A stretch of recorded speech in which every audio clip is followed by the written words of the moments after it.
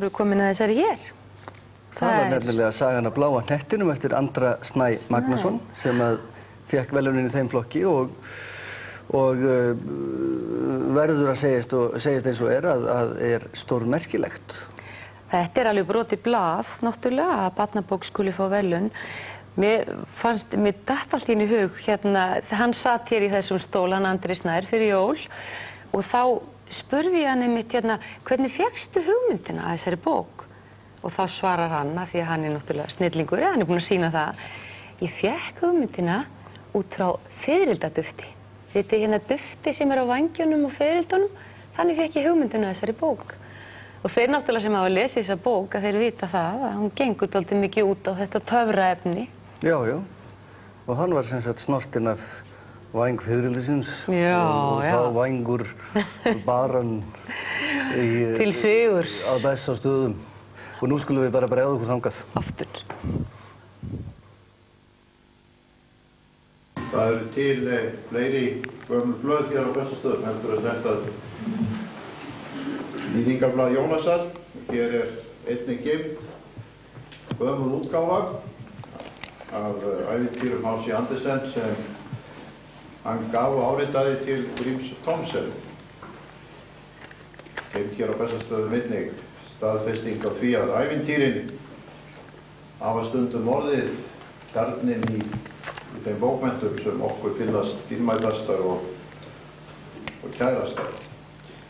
Og það er vissulega merkur viðburður í sögu íslensku bókmenntaverðlaunanna að tilkynna hér í dag að í flokki fagurbókmennta hlýtur íslensku bókmenntaverðlaunin fyrir árið 2000 Andri Snær Magnason fyrir ævintýrið Sagan af bláa hnettinum, útgefandi Mál og menning.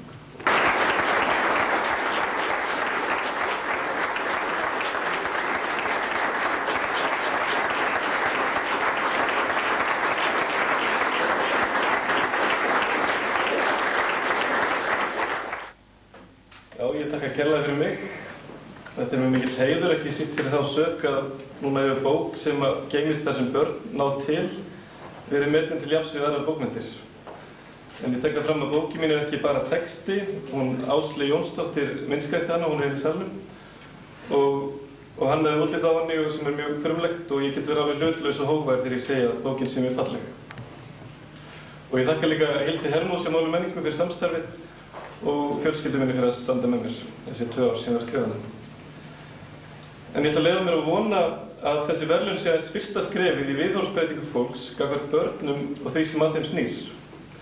Það er algengt viðhorf í garð þeirra sem eitt hafa ævinni að kenna ungu fólki, leiðbeina því eða verða í fyrirmynd, að það sé einhverjir sem hefðu getað náð lengra í lífinu. Ég er ekki að tala um peninga, heldur bara sjálfsagða virðingu og þakklæti. Að sá sem kemur nokkur hundruð börnum til manns, hann hefur náð langt í lífinu. Og þessi verðlaun skipta mig líka miklu máli vegna þess að ef maður leggur sér allan tíma sinn og metnaði að skrifa verk sem er ekki síst ætlað börnum, þá vill maður eigi þá möguleika að vera tekinn alvarlega sem listamaður. Sagan af bláa hnettinum var ekki bara ævintýri. Mér langar til að búa til nýtt ævintýri sem varar fólk við nýjum hættum sem hæfa betur nýjum heimum. Henni dulbúna sambandi af ílsku og heimsku sem reynir alltaf að gerast laumufarþegi í gleðinnar. Gleðiglaumunum sem reyna að fá mann til að halda það sem skiptir minnstu máli, skiptir mestu máli. Eitthvað sem stórum og grimmum úlfum hefði aldrei dottið í hug. En börnin verða að þekkja hættuna sjálf og kunna sjálf að meta hvað er gott og hvað er illt, en af því að þessar hættur eru raunverulegar, þá hlýtur ævintýrið að vera spennandi. En stundum líður manni eins og veröldin hafi verið breytt í risastórt piparkökuhús og einhver snillingur hafi komið því að hjá galdranorninni að hún græði miklu meira á því að mata barnið heldur en að éta það. Og því miður er svo að margir líta bara á börnin með augum nornarinnar. En mér langar ekki síst til að skrifa tímalaust ævintýri sem eru endurprentað í 200 ár og hvort það tókst mun ég ekki vita fyrir eftir 200 ár, en þá verðum við Disney alltittir við hátíðlega allum og við getum borið saman bækur okkar. En ég ljúka þessu á því að þakka þeim sem lásu fyrir mig Grímsævintýrin og H.C. Andersen, bentu mér á þjóðsögur Jóns Árnasonar og bækurnar hennar Astrid Lindgren, þeim sem gaf mér bækur eftir Saint-Exupéry, Tolkien, Michael Ende og fleiri verk eftir fólk sem lét raunveruleikann aldrei buga sig. Takk fyrir mig.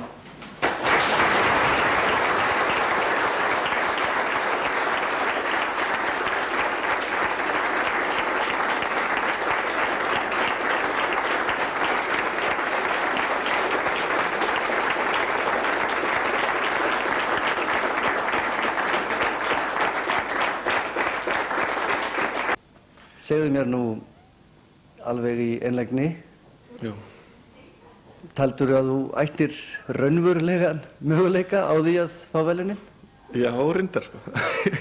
Sko, því að í fyrra, já, ég bara fann svona bylgjuna, sem sagt, að það var komin tími á að barnabók yrði til dæmis tilnefnd og það var búið að tala um það alveg síðustu 3 ár og ég held að menn hafi bara verið að bíða eftir þeirri bók líka og þannig að ég bjóst nú við því að Lýðfinnur fengi þetta í fyrra, sko, að alltaf kemist inn. Ég held að það væri sem sagt bókin sem var beðið eftir og ég hef búin að fá svona fyrirfram viðbröð á bókina og ég frá mjög mörgum, sko, taldi að hugsanlega og líka þetta var það sem ég stemdi af í rauninni, sko. Ég ætlaði að gera alveg ófasslega góða barnabók. Og það hefur tekist? Já, ég vona það. Jú, það tók, sko. Ég hef búin að heyra það frá krökkum og fólki að ég er svona, ég held ég geti sagt að það tekist. Þó það sé kannski ekki allir samanlega. En svona fyrir utan það er náttúrulega gaman að fá sem sagt verðlaun, svona hvaða þýðingu hefur það fyrir svona öðru leyti að fá þessi verðlaun, svona nú er þessi verðlaun fyrir þessa tilteknu barnabók, hvaða svona hefur á tilfinningunni að þetta skipti máli fyrir því sem svona höfund yfirleitt? Ég held að við verðum að passa svo að ég líti á verðlaun bara sem einhverjar 3 manneskjur sem var ánægð með bókina, 3 lesendur. Því annars er hætt á því að maður bara hugsa bestastaða forseti Íslands og svoleiðis að maður fara að skrifa út í tóma vitleysu, sko. Og einhver sagði mér að versta sem ætti að gera ungum höfundi væri verðlaunan.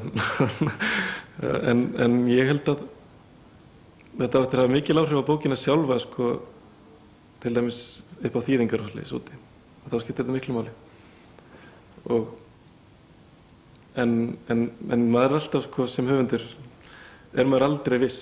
Maður er aldrei, sko, þó maður fái verðlaun, þó maður fái bara Nóbelinn eða eitthvað, þá er alltaf jafn mikil óvissa með næsta verk. Skilur, það breytir enginn því, skilur. Það er enginn sem hjálpar manni gegnum það, sko. Þetta hvetur mann og maður peppast kannski upp. Og núna þegar þessari athöfn lýkur og þú ferð heim, þá sestu náttúrulega bara við skriftir, er það ekki? Já, bara beina leið. Og ég er svona að hripa hjá mér núna og stela hugmyndum núna, akkur. Nei, þannig að það er líka, það er, sko, bara mikilvægt að, ég er ekkert endilega viss til dæmis ég gerir barnabók næst, þannig að það verður alltaf öðruvísi. Hún var mjög sérstök fyrir mig þessi bók. Þetta var ekkert bara að fara og skrifa barnabók, bara slaufa því af. Ertu búinn að lesa hina verðlaunabókina? Já, mjög góð. Hún opnaði alveg fyrir mann Jónas upp á nýtt.